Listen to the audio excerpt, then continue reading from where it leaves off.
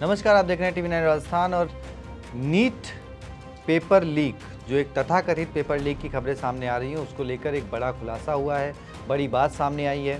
पहले कहा जा रहा था कि पेपर जो है वो केरल से सीकर आया और सीकर में जिस छात्र के पास पहुंचा उसके बाद वो एक सेंटर में पहुंचा और इस तरीके से वो चीज़ें वायरल होनी शुरू हुई। लेकिन अब कहा यह जा रहा है कि ये पेपर जो है वो दरअसल सीकर से ही केरल पहुंचा और केरल से फिर वापस सीकर आया। यानी जो पूरा पेपर वायरल होने का जो मामला है वो जो है वो एपिक सेंटर जो है वो राजस्थान ही है इस पूरे पेपर के वायरल होने का। अब देखिए, एसओजी ने अभी तक ये नहीं कहा है कि पेपर लीक जैसा है, क्योंकि जो एनटीए है वहाँ से ये पेपर लीक नहीं हुआ है। परीक्षा जो है वो पेपर जो बने थे परीक्षा के लिहाज से वो पूरी तरीके से जिस तरीके से होनी चाहिए उस तरीके से हुए हैं। संभावना जताई जा रही है कि या तो फिर जो प्रिंटिंग प्रेस में पेपर छपे वहाँ से कुछ ऐसा हुआ, या फिर जो पेपर बनाए जिसने उसने इसको किसी थर्ड पर्सन को दिया और उस तरीके से ये डिस्ट्रीब्यूट हुआ आगे। अब देखिए, पूरे पेपर का जो मामला है वो ये है कि हाथ से लिखा हुआ पेपर था। 400 450 जो सवाल थे उसके बीच में उन 140 सवालों को एडजस्ट किया गया ताकि किसी को शक भी ना हो। अब वो वाकई में अनसॉल्व्ड पेपर जो एक तरीके की सीरीज चलती है उसके माध्यम से पूरा घटनाक्रम घटित हुआ। अब इस पूरी कड़ी की जांच जो है एसओजी कर रही है। राजस्थान में ही तकरीबन 15 से ज़्यादा लोगों को अब तक कई अलग अलग शहरों से गिरफ्तार किया गया है। कहीं बाहर से भी, उत्तराखंड और केरल से भी इसके तार जो जुड़े हैं उस मामले में भी गिरफ्तारी हुई है, हिरासत में लिया गया, अभी गिरफ्तारी नहीं हुई है। कहा यह जा रहा है कि अब या तो राजस्थान सरकार या फिर केंद्र सरकार या फिर एनटीए की तरफ से कोई ऐसा मामला दर्ज कराया जाए, उसके बाद एसओजी मामला दर्ज करके और फिर गिरफ्तारी की कार्रवाई करे और मामला जो है आगे बढ़े, जांच आगे बढ़े। तो अभी तक गिरफ्तारी नहीं कहा गया, हाँ हिरासत में लिया गया है, उनसे लगातार पूछताछ जारी है। अब इसमें ये पेच भी आ रहा कि आखिर भाई अगर ये इतने बड़े घटनाक्रम और इतने बड़े लेवल पे ये चीज़ डिस्ट्रीब्यूट हुई है तो कहीं ना कहीं सवालों के घेरे में पूरी नीट परीक्षा आ जाती है। आपको इस तरीके से पता है कि नीट मेडिकल छात्रों की जो एडमिशन होता है उससे पहले की परीक्षा है और इस परीक्षा में जिस तरीके से पूरे देश में अब ये बवाल हुआ है, तथाकथित ये पेपर लीक की घटना या कहें कि एक पेपर वायरल होने के बाद, जिसे क्वेश्चन बैंक भी कहा जा रहा है, तो क्वेश्चन बैंक के वायरल होने के बाद जिस तरीके से सवाल खड़े हुए उठ रहे हैं वो अपने आप में संदेह पैदा करते हैं। लेकिन अब बात यह है कि आखिर सरकार इसमें मुकदमा दर्ज करने की या फिर पहल क्यों नहीं कर रही है। अब देखिए, एनटीए ने तो बिल्कुल साफ साफ कह दिया कि भाई हमारी तरफ से इसमें कुछ गड़बड़ी नहीं हुई है। जो पेपर जो वायरल हुआ है वो भी जिस तरीके से आया कि भाई पहले वो सीकर में किसी ने उसको केरल भेजा, केरल से फिर वो वापस सीकर आया किसी स्टूडेंट के बाद कि भाई अपने इंस्टीट्यूट में जो लड़कियां हैं उनको ये पेपर दीजिएगा, और उसके बाद जिस तरीके से इसका डिस्ट्रीब्यूशन किया गया।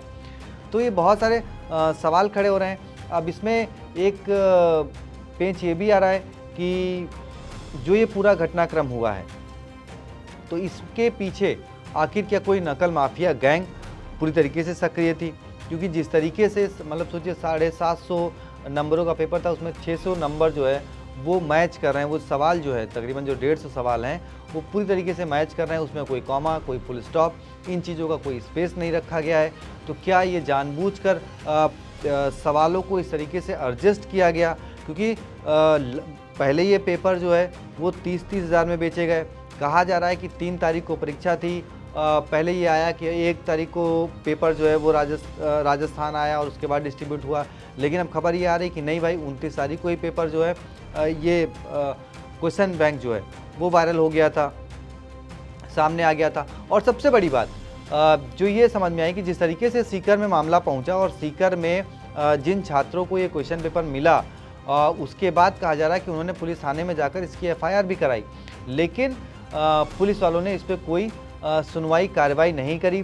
उसके बाद उन छात्रों ने जो है वो एनटीए को मेल किया बाकायदा इन प्रूफ के साथ, जिसके बाद फिर एनटीए ने जो है वो एसओजी को बोला। एसओजी ने जब जांच आगे बढ़ाई तो ये पूरी परत इसकी खुली और ये पेपर 30,000 से लेकर 5 लाख रुपए तक में ये पेपर बेचे गए। अब जब बात पेपर बेचने पर आई है तब फिर इसमें एक कहीं ना कहीं ये शक जरूर जा रहा है कि हाँ, इसमें कोई नकल माफिया गैंग गिरोह जो है वो सक्रिय हुआ और सक्रिय है और इसमें कहीं ना कहीं कोई बड़ा खुलासा जो है आने वाले दिनों में हो सकता है। वैसे आपको राजस्थान में पेपर लीक होना या पेपर पे ऐसी खबरें आना कोई नई बात नहीं है। जैसा कि मैंने पहले बताया कि 2011 से लेकर 2023 तक पेपर की बहुत सी खबरें आई, पेपर लीक की आई, दोबारा पेपर भी हुए। अभी एसआई भर्ती परीक्षा तो हाल ही में आरपीएससी ने रद्द करी। आरपीएससी के जो महानुभाव बाबूलाल कटारा हैं उन्होंने तो 5-5 पेपर जो है वो लीक किए, 60-60 लाख रुपए में लीक किए।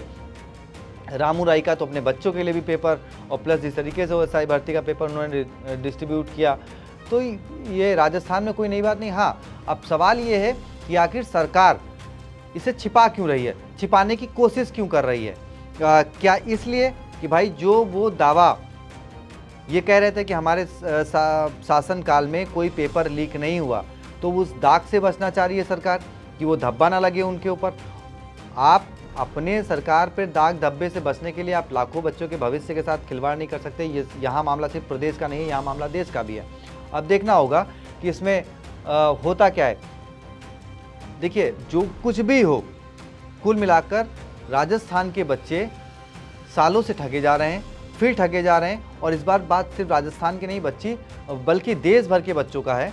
तो अब देखिए, इंतज़ार करते हैं कि आखिर इस पर क्या कार्रवाई होती है। सरकार का मुकदमा, कौन सी सरकार, मुझे फिर बोलना पड़ रहा है कि कौन सी सरकार मुकदमा दर्ज करने का आदेश देती है? केंद्र सरकार देती है, राज्य सरकार देती है? और फिर अगर मुकदमा दर्ज होता है फिर कार्रवाई कैसे आगे बढ़ेगी? और क्या ये दाग झेलने के लिए भजन लाल शर्मा जी की सरकार तैयार है? वो मंत्री तैयार हैं जो बड़े बड़े दावे करते थे सीना ठोक के कि हमारे शासनकाल में कोई पेपर लीक नहीं हुआ। वो प्रवक्ता जो बड़े बड़े पोस्ट करते हैं कि हाँ, हमने हमारे कार्यकाल में 2 साल में कोई पेपर लीक नहीं हुआ। आप देखिए, अगर पुलिस ने छिपाया, अगर पुलिस ने मुकदमा दर्ज नहीं किया सीकर में जब बच्चे उनके पास गए, तो क्या कहीं ऐसा तो नहीं? क्योंकि गोविंद सिंह डोटासरा ने विधानसभा में खड़े होकर एक एक कर 1 बाय 1 कई सारे पेपर लीक्स की जानकारियां साझा करी थी। तो अब ये जो दावे हैं ना, वो भी एक तरीके से झूठे साबित होते हुए दिख रहे हैं कि आप दावे तो बड़े बड़े कर रहे थे कि आपके राज्य में भी पेपर लीक नहीं हुआ, लेकिन अब एक इतना बड़ा पेपर जो कि देश के लेवल पे हो रहा था और उससे पता लग रहा कि उसका जो एपी सेंटर है वो कोई और नहीं, कोई और प्रदेश नहीं, कोई और जिला नहीं, बल्कि आपका राजस्थान ही है। ठीक है, एसओजी जांच कर रही है। बस बड़ा सवाल यही है कि कौन सी सरकार जो है इसको आदेश देती कि हाँ भाई, मुकदमा दर्ज करिए और जाँच आगे करिए। बहुत बहुत शुक्रिया। आपकी क्या राय है जरा कमेंट बॉक्स में ज़रूर बताइएगा। बहुत बहुत शुक्रिया, धन्यवाद।